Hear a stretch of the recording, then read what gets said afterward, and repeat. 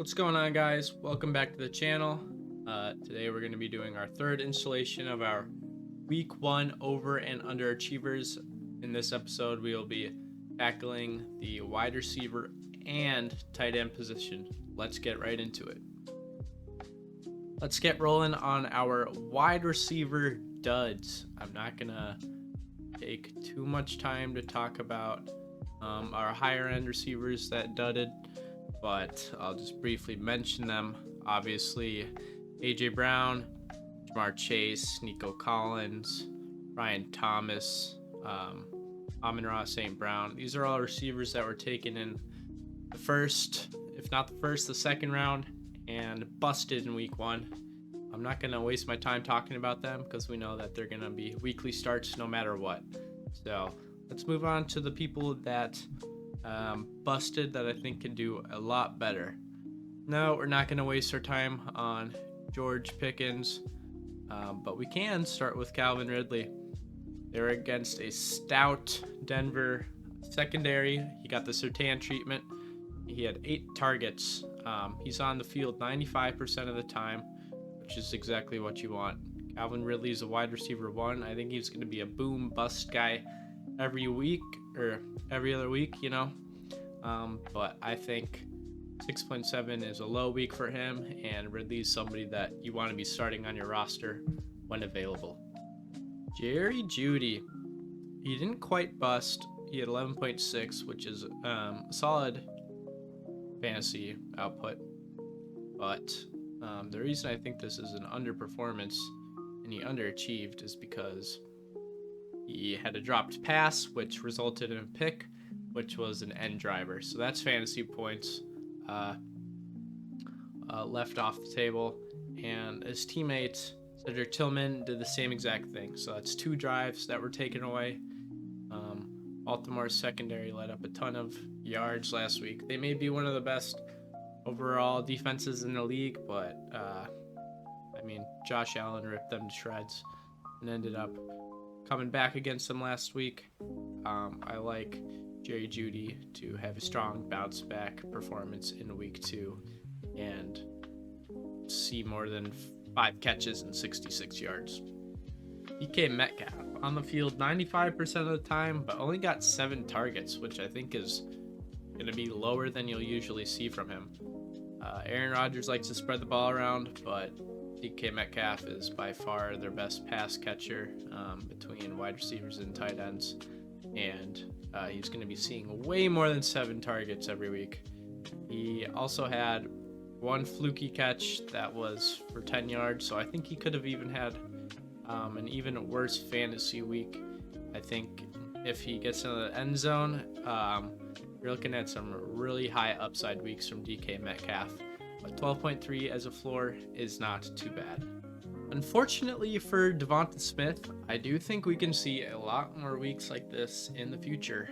As we know, Philadelphia is a heavy running offense led by Saquon and the touchdown vulture Jalen Hurts himself. So you're not going to see an overwhelming amount of passes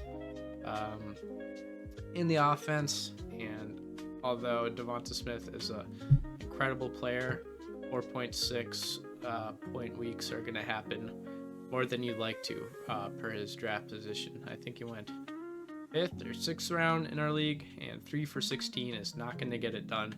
He's going to be a receiver that I am trying to not play, but you're going to have to stick him in there every so often. Let's check out Jalen Hurts and see how many pass attempts he even had last week. Jalen Hurts threw the ball 23 times. I think I said 3 went his way, so that is not a very big piece of the pie, and 13 yards or whatever is not going to make you very happy. Let's move into the overachievers. I like Garrett Wilson as an overachiever because, as well as Justin Fields played last week, I don't think we're going to get that accurate version of Justin Fields every week. You can't expect high target volume for Garrett Wilson every week, but catching 7 out of 9 balls is better than we're used to seeing for him, including a touchdown. That's a big spike week. These weeks will happen for him, but I think they'll be few and far between. The Jets offense is looking better than I thought it would, but I'm not too sold on Garrett Wilson being a extreme fantasy asset every single week. Snap percentage at 100, 9 targets, and a touchdown. It looks pretty good to me. Zay Flowers, this is an obvious one. Let's look at 2024. Does he have any 28-point performances? I would guess not. Oh, surprise, surprise, he does have one close to 30. If you look at his record, he's got an incredible floor besides these weeks 3 and 4. So he is a good start every week. I'd be looking to flex him, but there is some pretty big outliers. I doubt he's going for nearly 30 points on any given week. That's why I think he overachieved in this one. And Lamar, let's take a look at Lamar. I'm not so sure he's passing the ball all that much, although I could be wrong. Yeah, 19 passes in that game. This is a run-dominant offense. So Zay Flowers could have some weeks where he only gets 3 or 4 passes thrown his way. That being said, on 19 attempts for Zay Flowers to pop off like that, there's something to be said. Michael Pittman, 20 points on the dot. Freaking solid week from him. I don't think anyone was really expecting the Colts offense to come out as good as they did, but here we are. I don't think the Colts are going to be as incredible as they were every week as they were in week 1. And I think there's other people that are more likely to get in the end zone than Michael Pittman on week-to-week basis. I like Tyler Warren. I like Jonathan Taylor. I like Danny Dimes to be vulturing touchdowns in goal line. And Josh Downs is somebody to keep an eye on too. 20 points is pretty high for Michael Pittman. Let's take a look at 2024. And he reached 20 points just once. So you can see that he is a pretty inconsistent player. Weekly flex consideration, but there's no way that Michael Pittman goes on and puts up 20 points every week. Calvin Austin, a player I actually like a lot. He's a quick dude. Only listed at 5'9", so that makes me feel pretty good about myself. He is still taller than me and all, but 4 for freaking 70 yards and a touchdown, not too bad. Unfortunately for him, it's not going to happen very often. 1.7, 1.6, 2.7, 1.6. Yeah, it's a new year, but Calvin Austin will be a boom bust player, and it'll mostly be bust.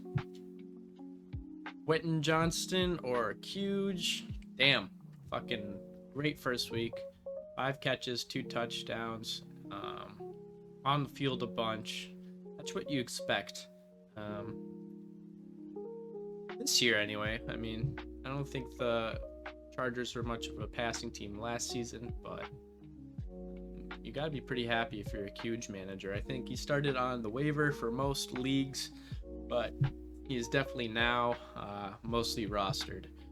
2 touchdowns is a big outlier for Huge. He's not going to be doing that every week, but I do look to have him be a low-key solid wide receiver 2 for potentially the rest of the season, or maybe he'll fall back into his old drop habits. Keon Coleman, if you take away his fourth quarter, I think he had like 1 catch and I don't know, probably like 20 yards or something. And let's not forget that touchdown grab that he had wasn't even thrown to him. So this seems like a pretty fluky performance, although he is on a high-powered Buffalo Bills offense with Josh Allen leading the way. He could definitely have some big fantasy weeks, but 25 points in week 1 is pretty lucky. I mean, he could have not even seen his last 5 targets if Derrick Henry had just held on to the ball. So if that crazy comeback doesn't happen, we're not even talking about Keon Coleman. Granted, he was a big part of that comeback. All right, we are finished with the wide receiver talk. Let's move on to the tight end position. let's get started with our underachievers. I'm going straight to David Njoku. I think it's unlikely that he has weeks like this, but with Harold Fannin Jr. emerging behind him, who knows? I know he got put on the trade block in our league. Carter, have some freaking, I don't know. You know what I'm saying. David Njoku's that guy. Anyway, I think with Joe Flacco probably throwing that ball 50 times a game, there's going to be plenty of pieces of the pie to go around, and David Njoku is going to be eating that pie like it's his job. So don't get too worried about David Njoku, even though there is an emerging rookie behind him. A little bit scary. I wouldn't pivot off of him quite yet. It's week 1. Let's see what he can do the rest of the season. Mark Andrews, I would be very frightened to have him. He started off last year with like 2 gooses in the first couple weeks, which is not what you want. I think he could start that way this year as well. Cleveland is a really tough defense in week 2. I don't think he's going to get it going. But 1.5 fantasy points is just too low. He's worth for more than that, I would say. But all that being said, Mark Andrews is not a guy that I want to have on my roster. The last underachiever at tight end I want to talk about is TJ Hawkinson. It was kind of a weird game. The Vikings didn't do shit till the 4th quarter, so I wouldn't look too far into this. He'll be seeing more than 4 targets a week. He's way too valuable in the offense, especially for basically a rookie quarterback. It's good to have the safety valve of a tight end in your offense. You're going to see more than 4.5 fantasy points here in week 2 for TJ. Overachievers. A lot of people love Dalton Kincaid coming out of college, probably because he got drafted this Buffalo Bills offense.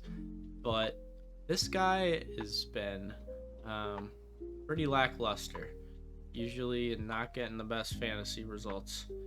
You know, you got a few spike weeks here and there at 13 again, but if that's your ceiling, golly, not a player I want to have on my team. Let's see 2023. Does he even have? Yep, okay. All right. Freaking, now I see the hype. 15, 17, 16, 16. His rookie season is best of all. 2024, sophomore slump.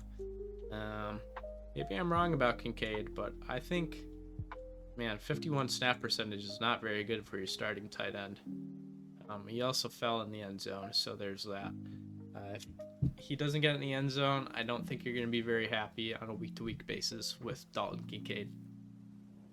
I said David Njoku underachieved. I think Harold Fannin overachieved.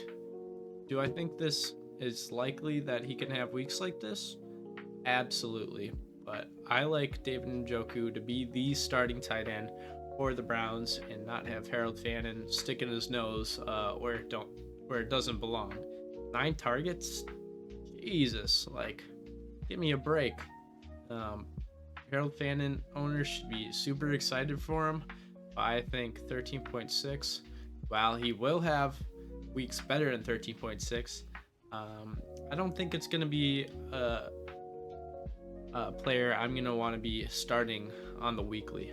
But he could easily prove me wrong. He was really good in college. Final player that I want to highlight in this video is Juwan Johnson. I actually think he's an incredible player. Don't get me wrong. But I do not trust this offense led by freaking who? Spencer Rattler? Give me a break. 99% snaps is freaking must start with 11 targets, but I just am betting on the offense to regress in week 2, and I do like Juwan Johnson. I think he's somebody that you can think about starting on the weekly, but don't always be expecting 15.6 points from him. That is all for the video today, guys. I hope you guys enjoyed, and please like, comment, and subscribe.